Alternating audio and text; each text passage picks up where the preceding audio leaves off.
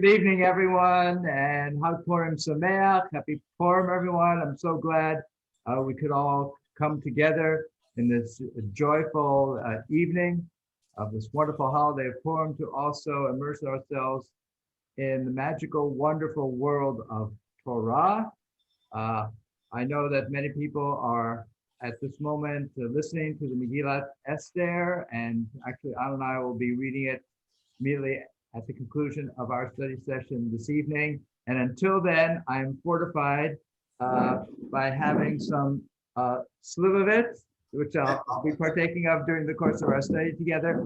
And immediately behind me, if you can see it, is a really stunning lithograph by the artist Leonard Baskin. And at the very top is Haman, and the figure below is Queen Esther. Yes. And what's kind of interesting about Leonard Baskin is that he really, at heart and at the beginning of his artistic career, was a sculptor.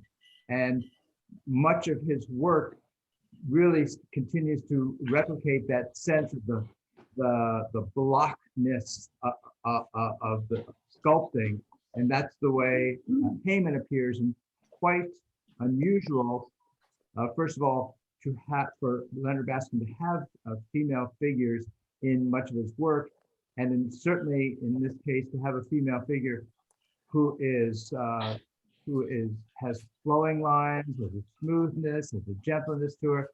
And as Anna discovered upon reading a book that was given to us, that figure there is actually a replication of his wife. His wife's name was Esther. And I've looked at this for years at Stephen's house and puzzled about her short haircut and her rather simple kind of whitish skin as, she's portrayed. And that's really interesting. Low battery. And then I was reading a book that she wrote about poisonous plants, actually, and it's quite interesting. And there was a photograph of her, and I went, oh my, if that isn't just that Esther. Her name was Esther, and he put her right there. Quite tricky. So this evening might be full of all kinds of surprises and things that we didn't expect to come across. And I think I feel the same way. I feel the same way about each of you when I encounter you during our study time together. I'm never know quite what to expect, and you always are able to surprise me with your wonderful insights and the beauty that comes out of you. So thank you so much for enriching my life that way. We're going to try and weave together actually some themes from Purim into this week's Torah portion, and we'll see what kind of a work of art that together we can create by doing that. This week's Torah portion is Tetzaveh, which is in the book of Exodus, beginning with chapter 27, verse 20. If you'd like to turn to that. And then in just a moment, I'll invite us to go ahead and unmute, and all together we can say our blessing for this wonderful, joyous opportunity of being together and sharing Torah with one another. So let's go ahead and unmute, and together we can recite our blessing of gratitude. Baruch Eloheinu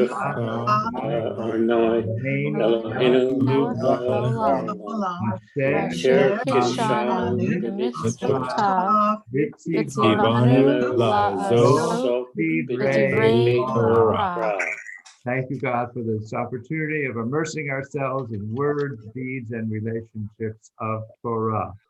So again, we are in the book of Exodus, chapter 27, beginning with verse 20. I'll read a few verses, and then I'll invite everyone to have an opportunity to share in the reading. You shall further instruct the Israelites to bring you clear oil of beaten olives for lighting, for kindling lamps regularly. Aaron and his sons shall set them up in the tent of meeting, outside the curtain which is over the ark of the pact, to burn from evening to morning before Adonai. It shall be a dew from the Israelites for all time throughout the ages. Tommy, would you like to read a little bit? Okay, let me invite Dave. Would you like to read a little bit at the very beginning of chapter? We're now in chapter 28, verse 1. Yeah. And Dave, would you like to read there? Sure. You shall bring forward your brother Aaron with his sons from among the Israelites to serve me as priests. Aaron, Nadab, and Abihu, Eleazar, Ithamar, sons of Aaron. Make sacred vestments for your brother Aaron for dignity and adornment. Next, you shall instruct all who are skillful, whom I have endowed with the gift of skill, to make Aaron's vestments for consecrating him to serve me as priests. These are the vestments they are to make: a breastpiece, an ephod, a robe, a fringed tunic, a headdress, and a sash. They shall make those sacral vestments for your brother Aaron and his sons for priestly service to me. They therefore shall receive the gold, the blue, purple, and crimson yarns, and the fine linen. Thank you, Dave. Thanks so much. Let me invite Richard. Would you like to read beginning at verse 6? Yes, thank you. They shall make the ephod of gold, of blue, purple, and crimson yarns, and of fine twisted linen, worked into the designs. It shall have 2 shoulder pieces attached, which shall be attached at the 2 ends. The decorated band that is upon it shall be made of one piece, made like it of one piece with it, of gold, of blue, purple, and crimson yarns, and for fine twisted linen. Then take 2 lazuli stones and engrave on them the names of the sons of Israel, 6 of their names on one stone, and the names of the remaining 6 on the other stone, in the order of their birth. On the 2 stones you shall make seal engravings, the works of a lapidary, of the names of the sons of Israel. Having bordered them with frames of gold, attach the 2 stones to the shoulder pieces of the ephod as stones for remembrance of the Israelite people, whose names Aaron shall carry upon his 2 shoulder pieces for remembrance before the Lord. Then make frames of gold and 2 chains of pure gold, braid these like corded work, and fasten the corded chains to the frames. Thank you, Richard. Robin, would you like to read beginning at verse 15? Yes, thanks. You shall make a breastpiece of decision worked into a design. Make it in the style of the ephod. Make it of gold, of blue, purple, and crimson yarns, and of fine twisted linen. It shall be square and doubled, a span in length and a span in width. Set in it mounted stones in 4 rows of stones. The first row shall be a row of carnelian, chrysolite, and emerald. The second row, a turquoise, a sapphire, and an amethyst. The third row, a jacinth, an agate, and a crystal. And the fourth row, a beryl, a lapis lazuli, and a jasper. They shall be framed with gold in their mountings. The stone shall correspond in number to the names of the sons of Israel, 12 corresponding to their names. They shall be engraved like seals, each with its name for the 12 tribes. Thank you, Robin. Let me invite Peggy. We're now in chapter 28, verse 22. Okay. Thank you, Rabbi. On the breastpiece, make braided chains of corded work in pure gold. Make 2 rings of gold on the breastpiece and fasten the 2 rings at the 2 ends of the breastpiece, attaching the 2 golden cords to the 2 rings at the ends of the breastpiece. Then fasten the 2 ends of the cords to the 2 frames, which you shall attach to the shoulder pieces of the ephod at the front. Make 2 rings of gold and attach them to the 2 ends of the breastpiece at its inner edge, which faces the ephod. And make 2 other rings of gold and fasten them on the front of the ephod, low on the 2 shoulder pieces, close to its seam above the decorated band. The breastpiece shall be held in place by a cord of blue from its rings to the rings of the ephod, so that the breastpiece rests on the decorated band and does not come loose from the ephod. Aaron shall carry the names of the sons of Israel on the breastpiece of decision over his heart when he enters the sanctuary for remembrance before Adonai at all times. Inside the breastpiece of decision, you shall place the Urim and Thummim, so that they are over Aaron's heart when he comes before Adonai. Thus Aaron shall carry the instrument of decision for the Israelites over his heart before Adonai at all times. Thank you, Peggy. And Paul, would you like to read there, beginning at verse 31 of chapter 28? Okay, I have the Chabad version, so there's a little color blind on the colors. But That's anyway, fine. Lovely. you shall make the robe of the ephod entirely of turquoise wool. Its head opening shall be folded over within it. Its opening shall have a border at around of weaver's work. It shall be for it like the opening of a coat of mail. It may not be torn. You shall make its hem pomegranates of turquoise, purple, and scarlet wool on its hem all around, and gold bells between them all around. A gold bell and a pomegranate, a gold band, a gold bell, and a pomegranate on the hem of the robe all around. It must be on Aaron in order to minister. Its sound shall be heard when he enters the sanctuary before Adonai, and when he leaves, so that he not die. You shall make a headplate of pure gold, and you shall engrave upon it, engraved like a signet ring, holy to Hashem. You shall place it on a cord of turquoise wool, and it shall be on the turban. Opposite the front of the turban shall it be.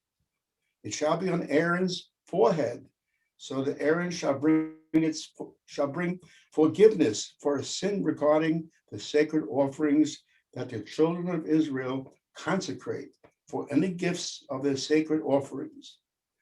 And it shall be on his forehead always, to bring them favor before Hashem. Thank you, Paul. Thank you so much. Mark, Mark Thompson, would you like to read beginning at verse 39? Thank you, Rabbi.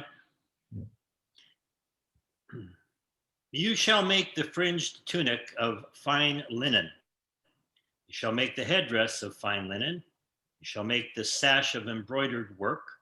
And for Aaron's sons also you shall make tunics, and make sashes for them, and make turbans for them for dignity and adornment. Put these on your brother Aaron and on his sons as well. Anoint them and ordain them and consecrate them to serve me as priests. You shall also make for them linen breeches to cover their nakedness. They shall extend from the hips to the thighs. They shall be worn by Aaron and his sons when they enter the tent of meeting, or when they approach the altar to officiate in the sanctuary, so that they do not incur punishment and die.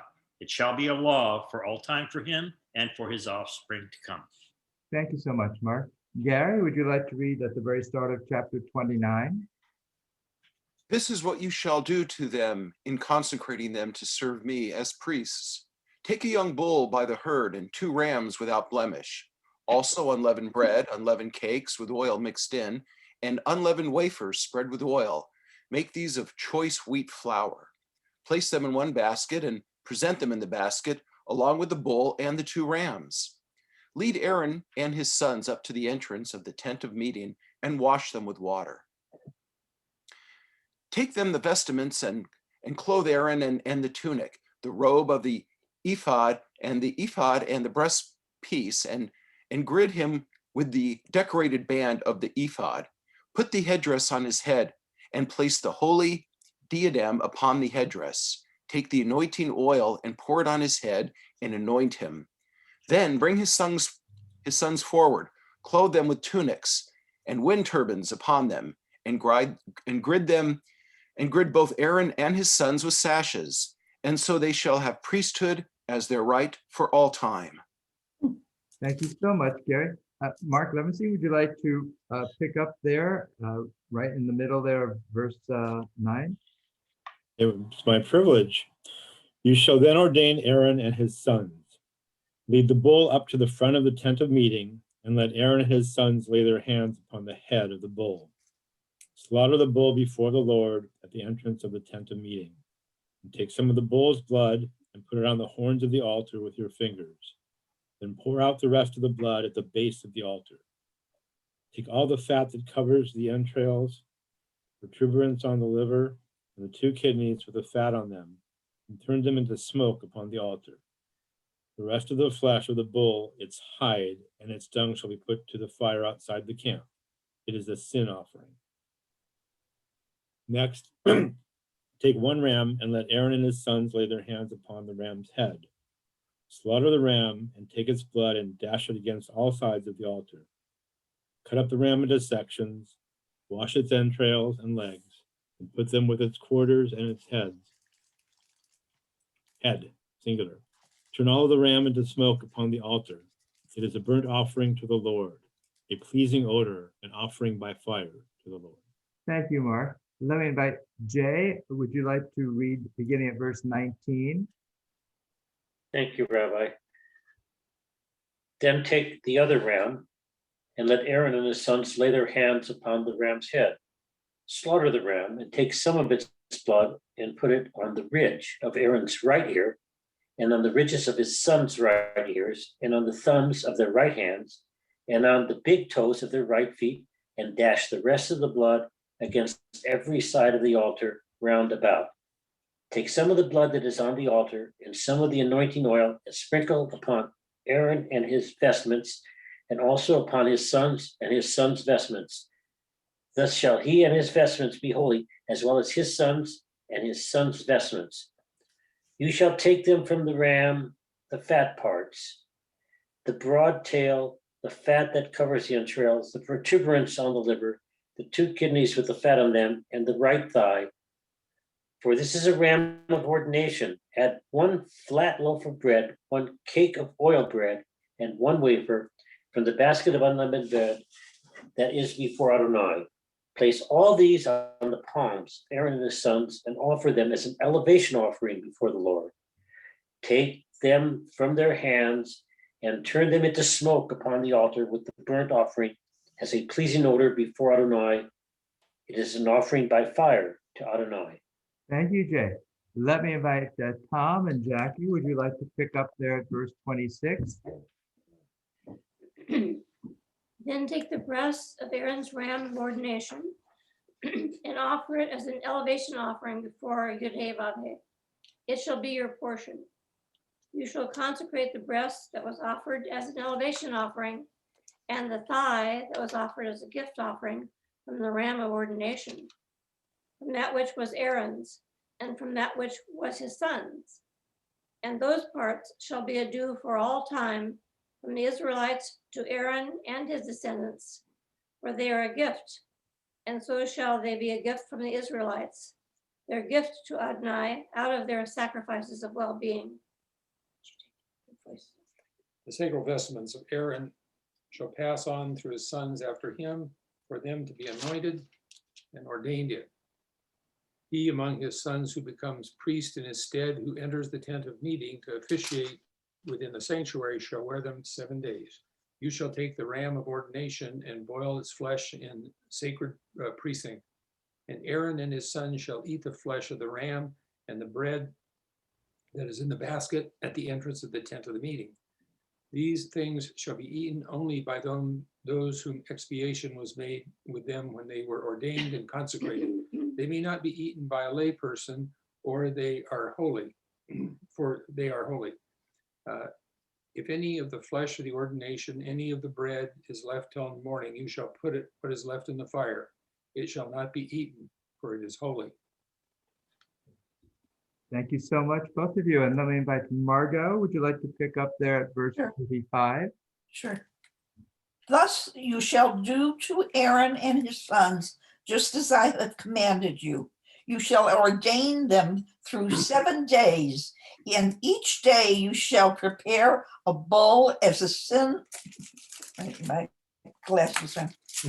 As a sin offering for expiation. You shall purge the altar by performing purification upon it, and you shall anoint it to consecrate it.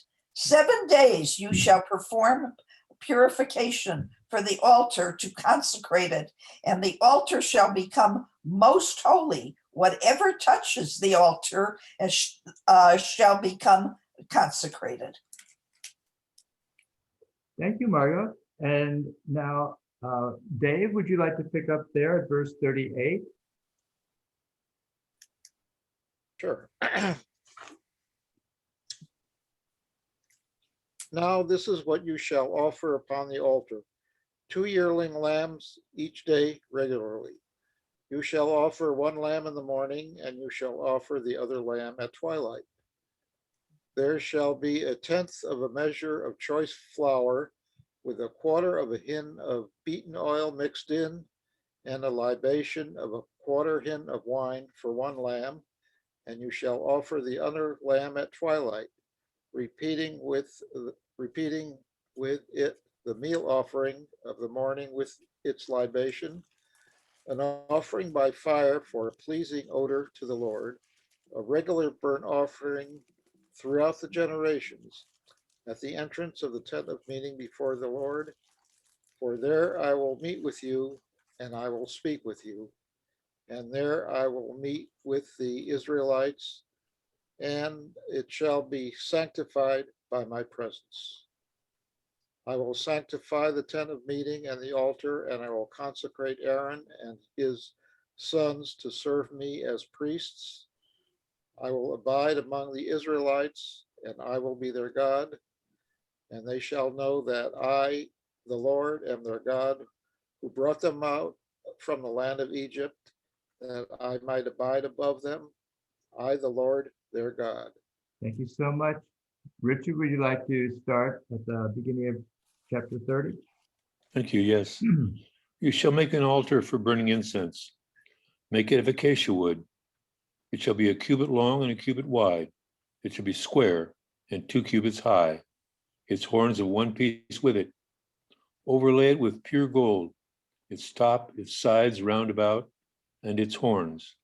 And make a gold molding for it round about. And make 2 gold rings for it under its molding. Make them on its 2 side walls and opposite sides. They shall serve as holders for poles with which to carry it. Make the poles of acacia wood and overlay them with gold. Place it in front of the curtain that is over the ark of the pact, in front of the cover that is over the pact, where I will meet with you. On it Aaron shall burn aromatic incense. He shall burn it every morning when he tends the lamps, and Aaron shall burn it at twilight when he lights the lamps. A regular incense offering before the Lord throughout the generations. You shall not offer alien incense on it, or a burnt offering, or a meal offering, neither shall you pour a libation on it. Once a year, Aaron shall perform purification upon its horns with blood of the sin offering of purification. Purification shall be performed upon it once a year throughout the generations. It is most holy unto the Lord. Thank you so much. And that's our entire Torah portion for this week. I'd like to share with you a little bit of a focused study and then invite everyone to share their particular insights and questions and provocations and reflections on the portion. So first, I'd like to draw your attention to those that have a copy of the study sheet that I distributed. And at the very top is a painting by the Israeli artist Yoram Ra'anan. We've looked at many of his works. This one is quite stunning, I think. And it's entitled The Incense Altar and Menorah, which is quite fitting for this week's Torah portion, which is really describing the garments and the ritual objects that Aaron and the priests are to use in the Mishkan, in the holy service to God. It's rich in color with many of the colors that we've discovered in this week's Torah portion, the blues, the golds, the rich reds, crimsons, and yellows, and golds, and quite stunning. And I'd like to just look at what the artist himself says about this work that he did. He said, originally, this was two separate canvases. Here, the menorah looks like a tree of light, a tree of life, and a tree of fire. The essence of the incense offering is when matter and spirit get connected to a cloud of fragrance, an experience that brings a person closer to God.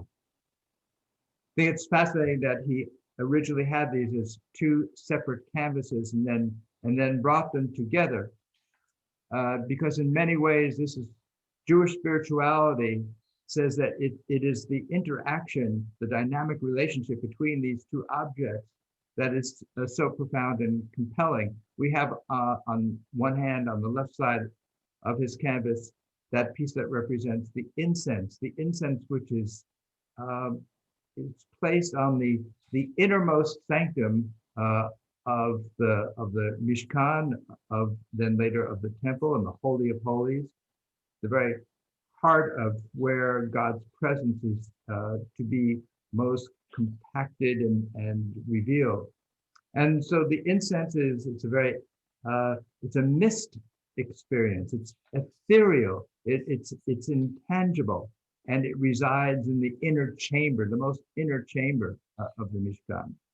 And then on the right-hand side is the canvas with the menorah, which he himself beautifully describes as looking more like a tree of light, a tree of life, a tree of fire. And so the tree is, unlike the ethereal nature of the incense, the tree has roots. It's grounded in the earth. And indeed, the menorah is placed in the outer chamber of the Mishkan, of the temple itself.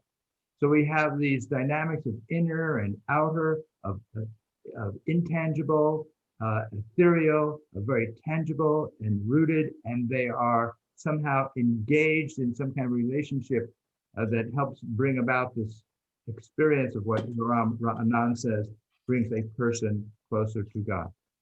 So we're going to see how some of those themes about the ethereal, the intangible, the rootedness, the tangible kind of come together in this week's Torah portion, and perhaps even find some kind of disclosure, if you will, in the holiday that we're celebrating this evening and tomorrow, that of Purim.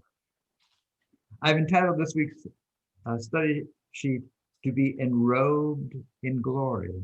And of course, a lot of what we've read about has to do with garments, clothing, those garments that the Aaron and his sons are going to be wearing during their holy service to God.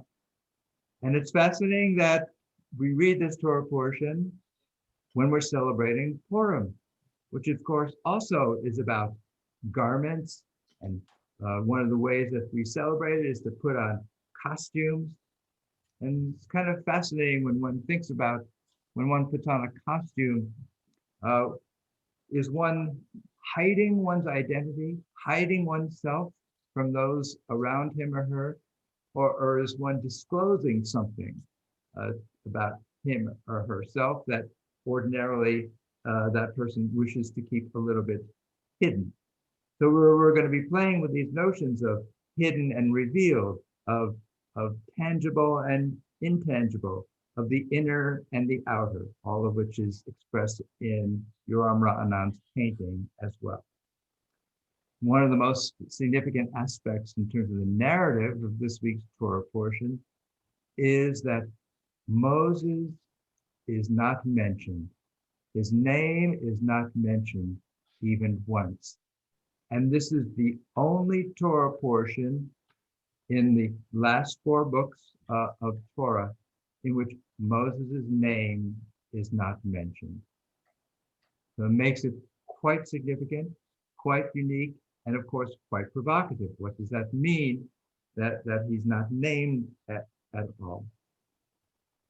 Other aspect that kind of makes this even more intriguing is that according to tradition, this is right around the time when we commemorate both the birth and death of Moses. According to that tradition, Moses was born on and died on the 7th of Adar. And this is the 13th of Adar. So a day in which someone appears and the day on which someone disappears. So we have these themes that are beginning to swell of appearance, disappearance, of hiddenness, of revelation. So we're going to explore this even deeper. Although Moses isn't mentioned by name, he's of course in many ways quite the center of what's happening. We have a number of directions that God speaks to him, and I've shared those with you. Number one there, you are to address, you are to convene, you are to speak to the people, and all of these yous is meant to be directed to Moses. So he's a key figure, a key person in the narrative, even though his name isn't mentioned. So what is it that Moses is really being asked to do in this week's Torah portion? In a sense, he's being asked to be a dresser of others. He's asked to be the one primarily responsible for preparing all these garments that he then is going to literally place upon Aaron and his son. This notion about that Moses is responsible for creating these garments and then enrobing, if you will, Aaron and his sons with them,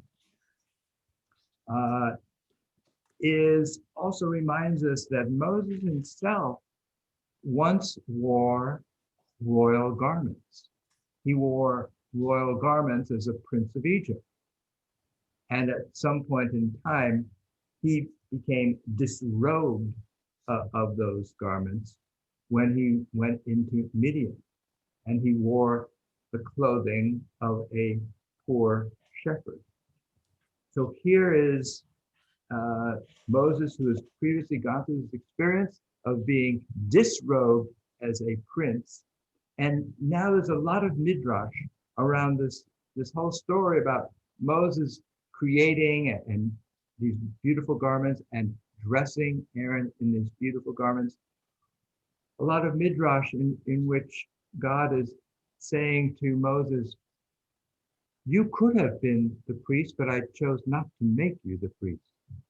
So in a sense, Moses has been denied for some reason the garments of being the priest. To have the garments of being the priest, it's a heavy responsibility. These are heavy garments, and the responsibility is a heavy one as well. To lead with great precision. You can't make a single mistake when you are the priest leading these rituals.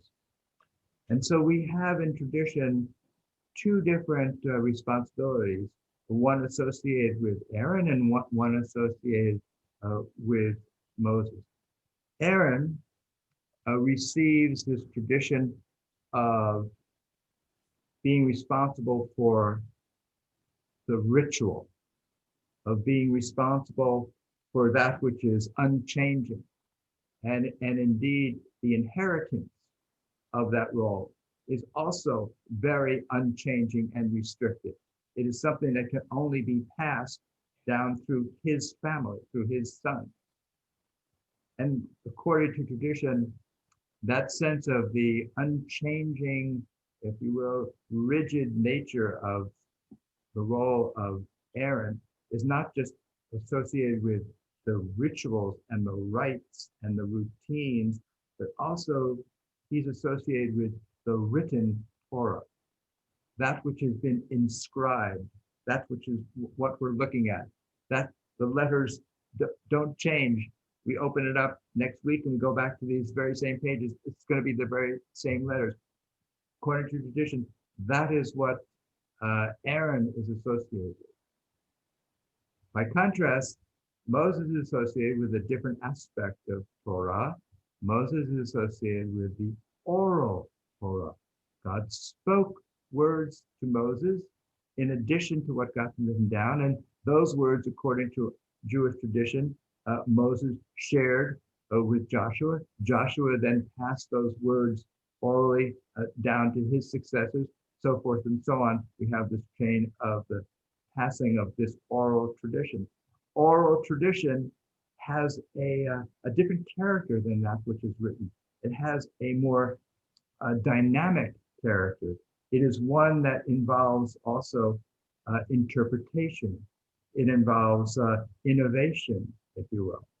And so these are two very different traditions, and unlike with the priestly responsibilities, the responsibility for the oral Torah can be passed on to anyone who embraces the relationship of these words and this oral tradition with a sense of integrity and is ready to engage in furthering this task of innovation and interpretation. So although Moses isn't named here, his absence, if you will, only heightens a sense of what his presence is really all about, what his role and responsibility is really all about. This notion about absence and presence is, of course, something that lies at the very heart of this holiday of Purim, because just as this week's Torah portion is the only portion in which Moses' name is not mentioned, the book of Esther, Megillat Esther, is the only book in the Jewish Bible in which God's name is not mentioned. So here's this synchronicity between what we're reading here in Torah this week and what we read in the extra book, the book of Esther, for the holiday of Purim. And yet we know that God's presence, even though God's name is not mentioned, God's presence so permeates the book of Esther. And it's revealed in a way that doesn't require God's name itself to be mentioned. God's presence is revealed through the acts and actions and bravery and integrity of the characters of Mordecai and Esther. God's name is not mentioned, but God's presence is very clear even in God's absence. So the notion about what happens, the role that garments play, is kind of fascinating. I have here in number 2 on the study sheet, the word that's used in our Torah portion for garment is beged. Beged. It's a fascinating word in Hebrew because it comes from the Hebrew verb bagad, which means to act or deal treacherously. And then we have the Hebrew word beged, which means treachery. Bagod, which means treacherous. So what's the relationship between garments and treachery, to act or deal deceitfully? How did that verb become the word, the noun that's used for a garment? Perhaps because there's something that can be deceptive to our eyes about clothing. Something that really requires us to look beyond the clothing in order to see what's really at the heart of the matter. So we have there's a fascinating play on words. It has to do with clothing, and it's this in number 3, and it goes back to the story of creation, Garden of Eden, and Adam and Eve, and they have engaged in this act of eating from a tree that they weren't supposed to, and they are now going to be escorted out of the Garden of Eden and encounter a very different life than they would have led in the Garden of Eden. And God has a sense of mercy upon them at this moment. And it says, and God made for Adam and his wife Eve garments of skin and clothed them. Curious, this verse about God making garments of skin and clothed them, because they were wearing garments already. And so why would God need to make additional garments for them? So to turn over, we have a lovely bit of commentary from Richard Rorty, who was an American philosopher. He lived 1931 till 2007. He taught, I think, most at Princeton University. And actually, quite fascinating, I just learned myself recently that he was awarded a MacArthur Fellowship, what's called the Genius Fellowship, in the very first year that they were offered, which was in 1981. So he was one of the first recipients of the MacArthur Fellowship. And what he was interested in was exploring how we know our own existence. Let me share with you what he says first, and then I'll kind of talk a little bit more about Rorty and how that relates to our core portion. This is from his book, Contingency, Irony, and Solidarity. He writes, it is the product of the shared ability of poets to appreciate the power of redescribing, the power of language to make new and different things possible and important, an appreciation which becomes possible only when one's aim becomes an expanding repertoire of alternative descriptions rather than the one right description. Richard Rorty was fascinated by some of our more modern thinkers and philosophers like Freud and others, who he said enabled societies to see themselves as what he called historical contingencies, rather than as expressions of underlying ahistorical human nature. What he means by that, I think, is that we exist as historical characters. We are not inherently who we are. We are who we are because of our context in which we develop. And so this is something that he contrasts, if you will, with the philosopher Plato, who said that there's a perfect form for everything, and the ideal is to be able to reach and embody that perfect form that exists.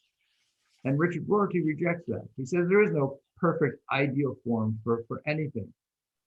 We are all contingent on our experiences and our context and our relationships with one another. And the reason I bring it in here is because what Richard Rorty says is the most important feature of human society that makes us aware of this is language, and in particular, literature. He says, literature awakens us to the stories and possibilities of others. And it counters the tendency that we may have to think that there's just one right way to be, that there's just one right way to think. It is, for him, an attempt to counter a human tendency towards, if you will, a totalitarian way of thinking, a way of imposing on others our way of being and thinking, because it's the only right way to be. So in our context here, he's talking about writing, and he says the notion, the artist, the poet in particular has this capacity to help us with this project called alternative descriptions, rather that help us resist the notion of the one right description. And of course, this goes to the very heart, I think, of Jewish reading, of text. This is the role of Moses, if you will, to ensure that we continue this project of interpretation and innovation.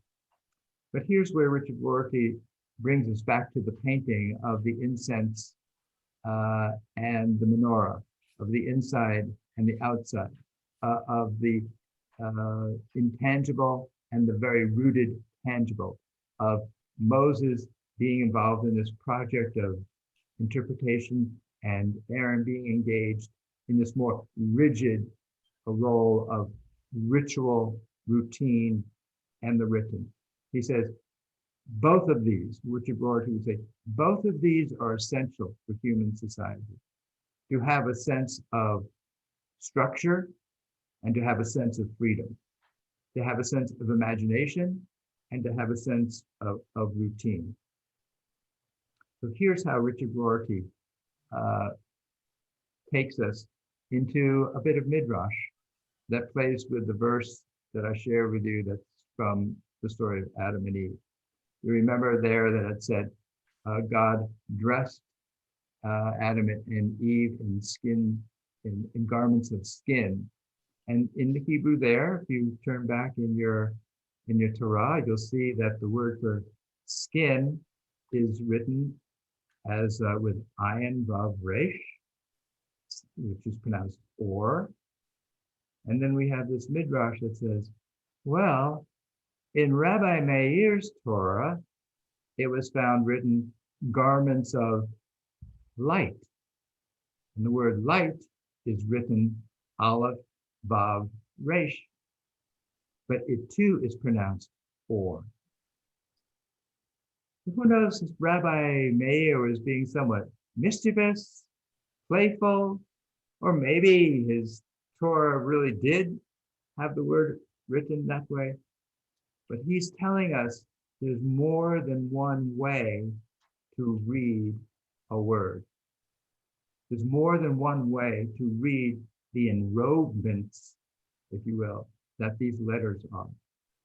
And that's not just about the letters, it's about us. When you look at someone and you think, oh, I know who that person is. Oh, I understand everything about that person. And Rabbi Meir is saying, maybe not.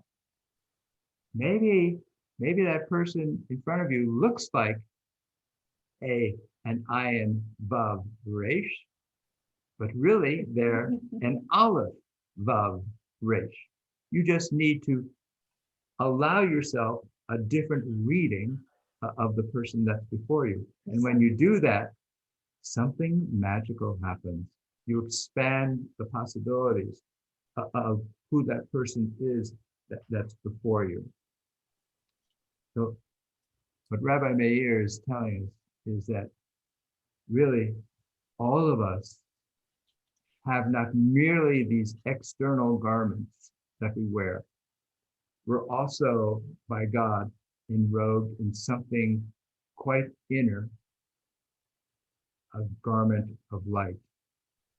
So it's my hope and prayer for all of us as we continue to celebrate this holiday of costumes and garments and hiding and seeking and disclosing and revealing, that we will engage one another and realize the immensity that each of us is, appreciate that, respect that, and learn from that. With that, I'd love to hear what others found in this week's Torah portion, what provoked you, what fascinated you, what thoughts you have about it. Paul, go ahead. Yeah, I picked up on something you said, where you said that Aaron, he passed on his genes, to the rest of his family that will come in later years. But I don't know, you mentioned that Moses, he just had the words passed on. Did he actually in the Bible, is there anything about the children of Moses at all? Or he just get wiped out with the words?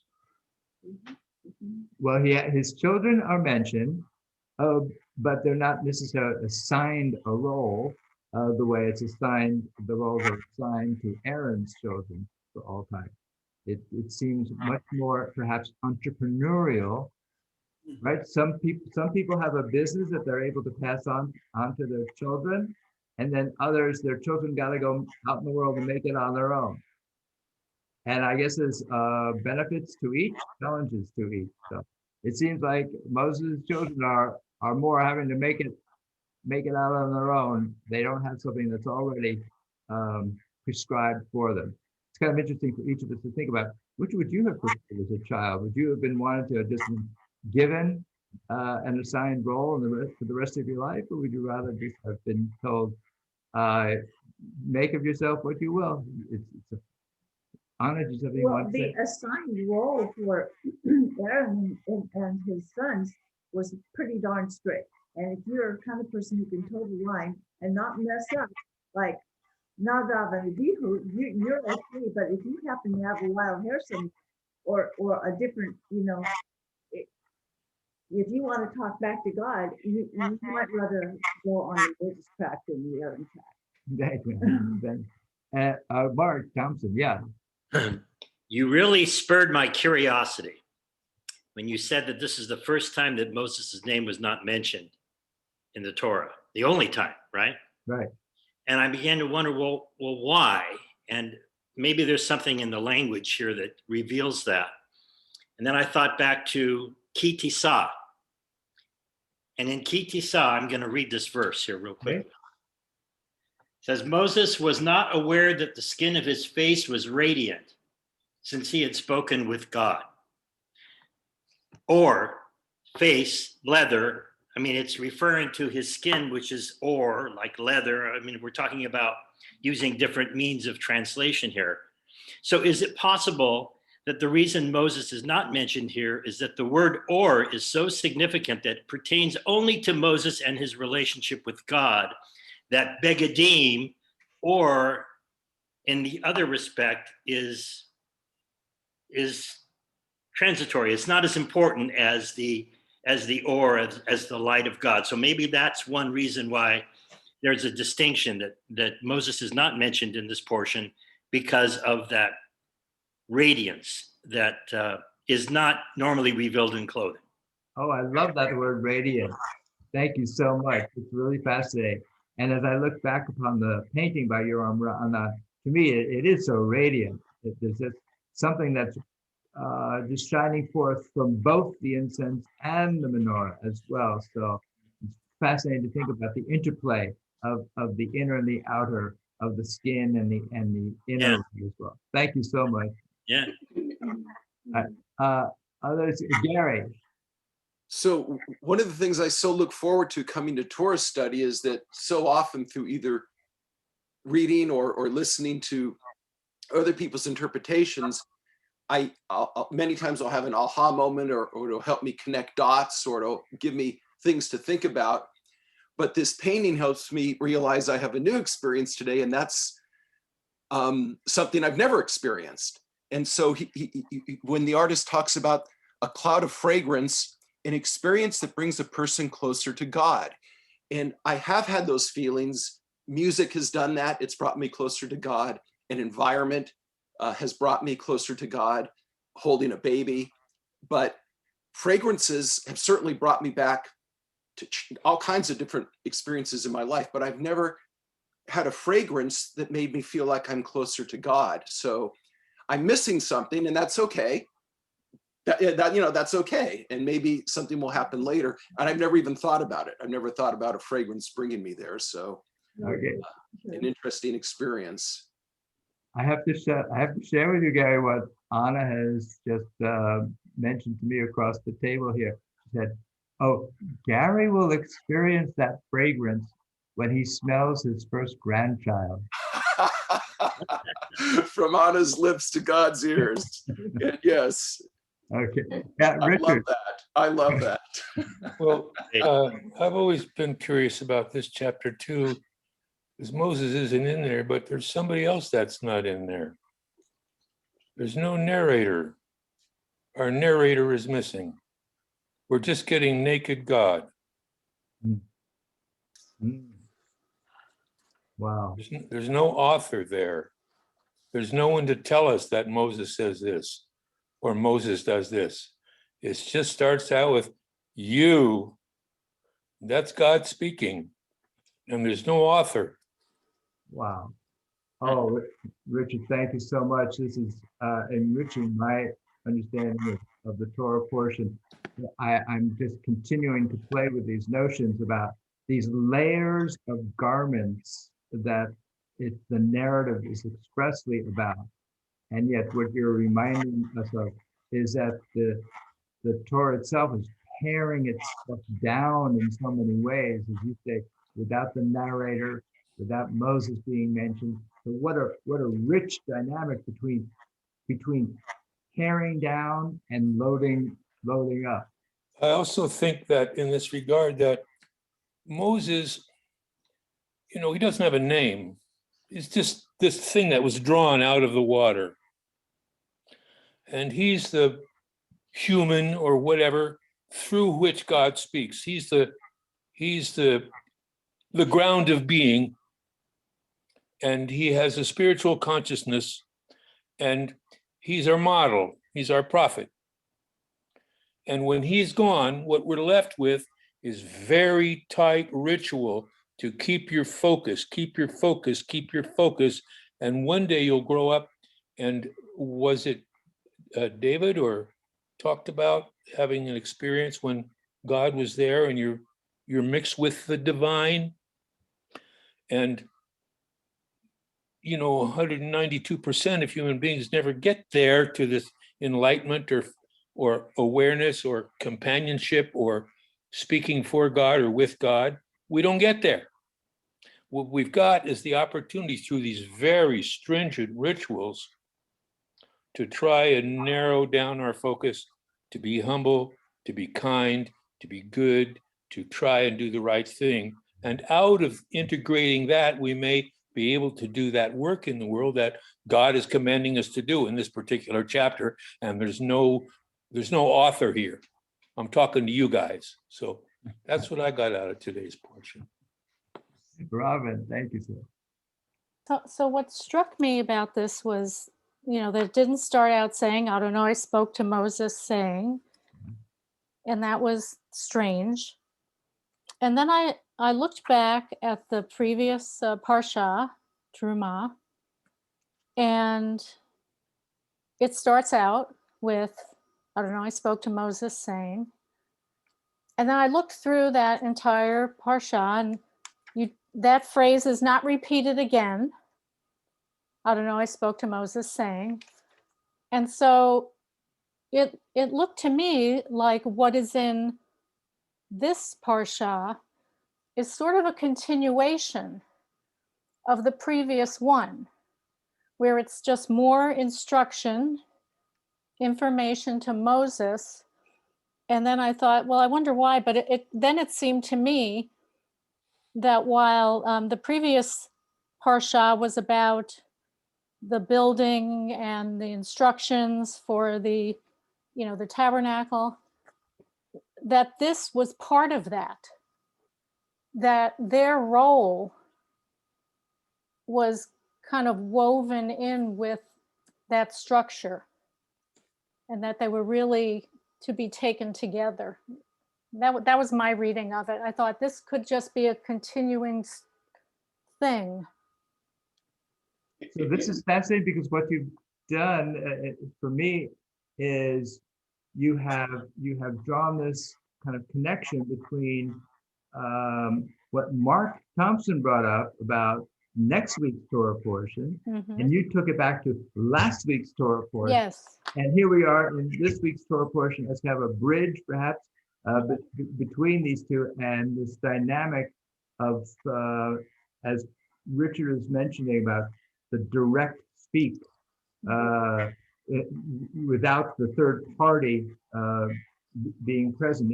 And that's what do they call that in film, where you break through, breaking through the Going wall. through the fourth wall. Yeah, Right. breaking through the wall. So to speak directly to the audience, if you will. So that could be quite disruptive, but there's a rich reward there as well.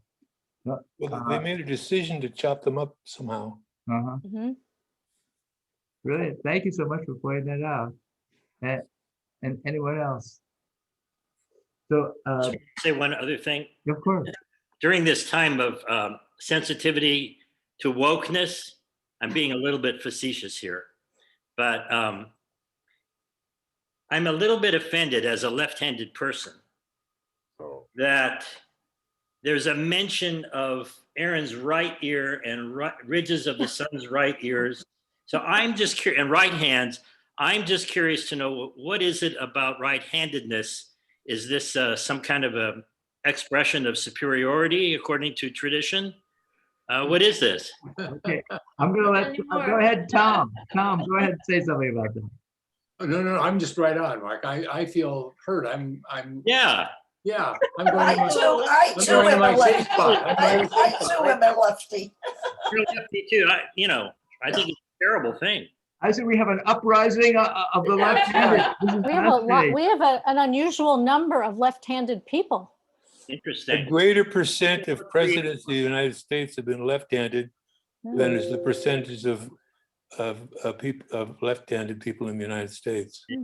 We I guess all of us You might read a book called Death in the Right Hand. I guess all of us are left out, aren't we? Oh.